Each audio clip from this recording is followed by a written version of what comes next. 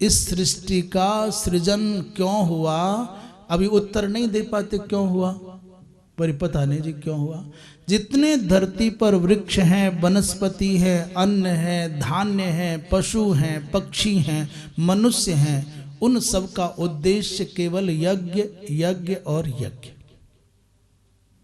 जैसे ब्रह्मा जी महाराज ने सृष्टि बनाई तो सृष्टि का सृजन करते करते साथ में यज्ञों का, ब्रह्मा जी महाराज को दशाश्वमेध यज्ञ दशाश्वमेध घाट है काशी में, प्रयाग में। माने ब्रह्मा जी महाराज ने सबसे पहले जब सृष्टि को बनाने का भाव किया तो पहले यज्ञ किया। यज्ञ के बिना निर्गुण निराकार ब्रह्म सगुण साकार होकर के नहीं आता। दशरथ जी महाराज ने पुत्र के रूप में राम को पाया तो क्या किया, बोले यज्ञ किया। बलि ने त्रैलोक्य पर साम्राज्य स्थापित किया तो किसके बल पर, बोले यज्ञ के बल पर। आपको ध्यान में है कि नहीं है, रावण का पुत्र मेघनाद जब भी बड़ी लड़ाई लड़ने जाता है, जब भी बड़े मोर्चे पर जाता है, उससे पहले क्या करता है, यज्ञ करता है। उसको यज्ञ करने के बाद जो सामर्थ्य प्राप्त होती है, उस सामर्थ्य के बल पर विश्व विजेता बन करके लौटता है।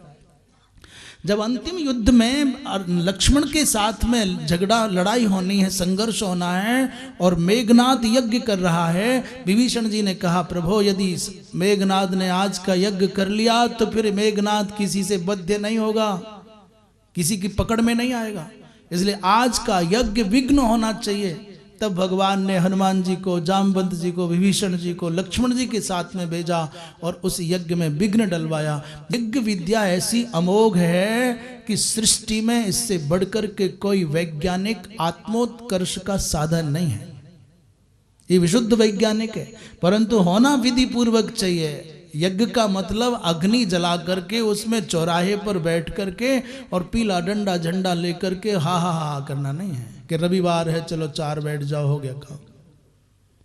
ये ऐसा नहीं है कि 4 यार मिल गए, रविवार की छुट्टी हो गई, चौराहा चुन लिया, इधर से तू आया, उधर से मैं आया, इधर से बहन जी आई, इधर से भाई साहब आए। न पेंट का विचार है, न झंडा का, न डंडा का विचार है, न शुद्धि अशुद्धि का विचार है। बोले बोल दो धियो यो न प्रचोदयात्।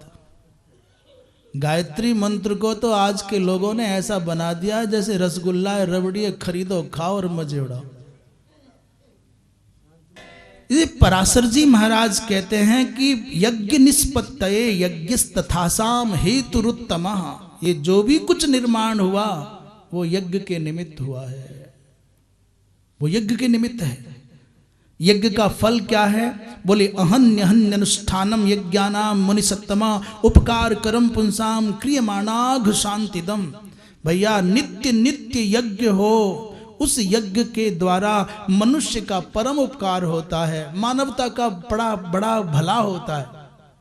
यज्ञ नहीं होगा, भगवत गीता में भगवान ने कहा अनेन प्रसविष्यध्वम एस बह अस्तु इष्ट काम धुक।